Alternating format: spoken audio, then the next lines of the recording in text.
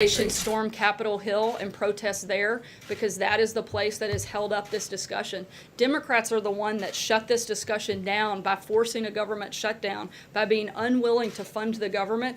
We lost 4 days over this process of the conversation that should have been focused on immigration reform, fighting over this CR. If they had been part of the solution instead of part of the problem, then I think we would have already been further down the road in our negotiations on that package. And hopefully we won't have problems like that in the future. I understand that you guys have laid out your criteria for what you want in a deal, but is the president saying that on March 5th, if he doesn't get what he wants from the Democrats in those other areas, that he will begin to deport the Dreamers? We haven't determined that. We're hopeful that we don't have to do that and that we don't have to get there. We would like Democrats to get serious about actually solving problems. They say they want to have this conversation. They say they want to negotiate, so much so that they were willing to shut down the government. If they're that willing to go that far, surely they'll be willing to come to the table and talk about real solutions and get something done. Remove the deportation protection from the Dreamers. The president is the one that enforced the law. Yes, he is. That is his job as commander-in-chief. He did that, absolutely. One other question. The president's but let's be clear, but that is because of Congress's failure to actually address the issue. They're the ones that actually pass and make those laws, and the president gave a 6-month time frame in order for them to do that. And now I think all of America is counting on them to show up and make sure that happens. And just one more. The president's son Eric said that the shutdown was a good thing for us, meaning politically it was a good thing for the president and his party. Does the president agree with that? I haven't spoken to him about those comments. Stephen. I'm hoping to give you a chance to respond to the criticism that Senator Schumer lobbed over the weekend. In addition to saying that the president negotiating with him is like negotiating with Jell-O, today the senator said that the great deal maker sat on the sidelines. Was it a concerted effort on the president's part not to reach out to him this weekend? Was that part of his strategy? Look, what the president did clearly worked. The vote just came in 81-18. I would say that those numbers are much more in the president's favor than in Senator Schumer's favor. I'm not sure what changed for him and what he gained, other than maybe Nancy Pelosi taking a bunch of Republican members out for dinner to celebrate their shutdown. I'm not sure what other positive things came out of this weekend for Democrats. Democrat members. Kristen? Just following up on that, in addition to Chuck Schumer saying the president negotiates like Jell-O, even Leader McConnell said he wasn't completely clear on where the president stood when it comes to some of these immigration priorities. So is the president shifting his policy positions behind the scenes under pressure from his conservative base? Not at all. The president, as well as the administration, we've laid out clearly in a 3-page memo what our priorities are, what our principles are for this process, and we have been very consistent on that front. Jason Miller and John Kelly have veto power over any immigration deal. Jason Miller doesn't work in the administration. The only person I'm aware of with veto power in this country is the president. Jonathan? Sarah, how is the president going to work with Democrats when he's running a campaign ad that is calling them complicit in murder? How is he actually going to show leadership on this? Look, the president's #1 focus is our national security.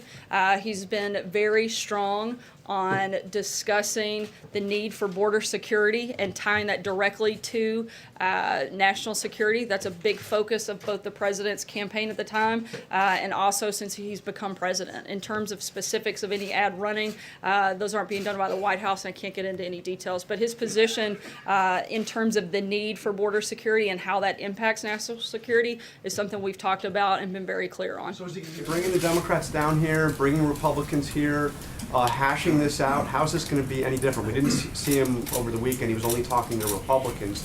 Obviously, if there's going to be a deal by February 8th, it's going to need to be a deal with Democrats. Look, we've been very clear about what we want to see in any legislation, and I don't think that there's a whole lot of daylight between where we are and where the Democrats are. We certainly want to negotiate and get to a place, and we're hopeful that we can do that over the next couple of weeks. John? Senator Schumer on the floor claimed that the deal that he had on the table for Mitch McConnell today was much different than the one that he had last week. How did the ball move forward, if it did at all, between Friday night and this morning? Look, I think that Democrats realized that the position that they had taken, frankly, was indefensible. and that they had to focus on first funding our military, protecting Border Patrol agents, funding vulnerable children through the CHIP program. These were things that they didn't disagree with. They agreed with everything that was in this CR. The president stayed firm, Republicans stayed firm, and Democrats, I think, realized that they had to move past that piece of legislation, and so that they could focus on the conversation they're desperate to have. So is it your contention that the deal that Chuck Schumer accepted and lauded today is really no different than the deal that he had on the table Friday? I don't see it to be drastically different, no. Major. Just so we understand, is there no interaction, and was there no interaction between the president and the campaign committee in the creation of that ad? Did he approve it? That's something I wouldn't be part of that process, Major. I couldn't speak to that. But it's an important Said, question. I'm that- Donald Trump and I approve this message. Again, the president has some liberties that I don't. That would be something I would have to check on, but I would refer you to the campaign because they're the only ones that can speak specifically to Podium that described issue. that as an accurate representation of his belief about what Democrats are and what their position was during the shutdown.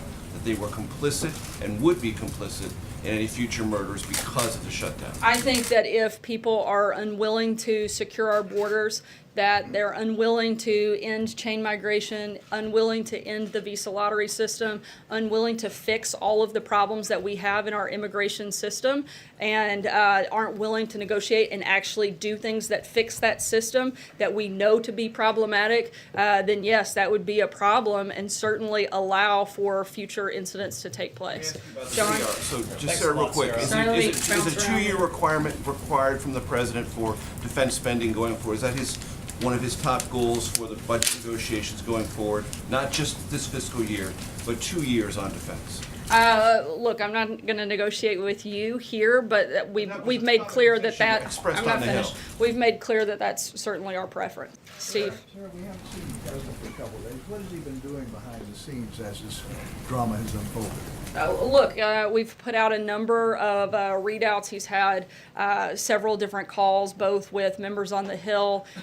He has met with a number of his cabinet to manage the shutdown. That was a big priority for the president, was making sure that this was well managed and that it wasn't, as Director Mulvaney calls, weaponized as it was in 2013, and making sure that as we could make the impact of the shutdown have as little effect on Americans as possible. That's been a big priority for the president. I think that it certainly went much smoother than it has in the past, but also the president was putting pressure and standing firm on exactly what he was willing to do and what he wasn't, and it very clearly worked because we're back where we basically started on Friday, and the Democrats have now allowed this to move forward. Hopefully the House will move this through quickly, and it'll be at the White House for the president to sign, and then we can start immediately on discussions on immigration reform.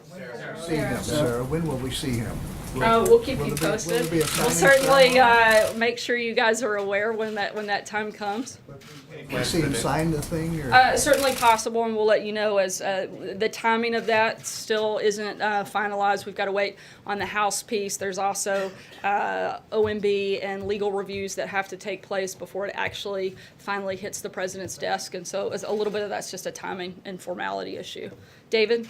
I was wondering, are we going to see him today, regardless of what the House does or doesn't do? We'll let you know. We'll keep you posted.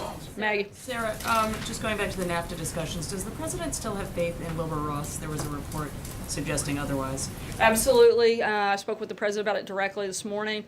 He has 100% confidence in Secretary Ross. He loves Wilbur, thinks he's doing a great job, and has been a strong advocate for the administration and been a great leader when it comes to the trade discussion on steel, aluminum, and certainly his involvement in trade across the board with the administration. Dave? After this shutdown episode, does the president feel like he can deal with Democrats anymore? I mean, for example, Senator Coons said over the weekend, he implied that the president didn't know the difference between authorization and appropriation, and there's been other leaks about conversations behind closed doors. What is the president's level of trust with the Senate Democrats going forward? I wouldn't say it's the highest level of trust, but I think we're certainly hopeful that we can reach an agreement on responsible immigration reform. We've laid out what we want, and we hope that Democrats, we know they agree on most of those components, and we hope that they'll come to the table ready to actually make a deal and less focused on playing political games. On immigration, you have the budget, you've got infrastructure, other big things you want to get done. Is that going to be possible after this fight? We hope so. We hope that Democrats, again, will not play politics, and they'll focus and put the needs of the country ahead of the political gamesmanship that they've been playing over the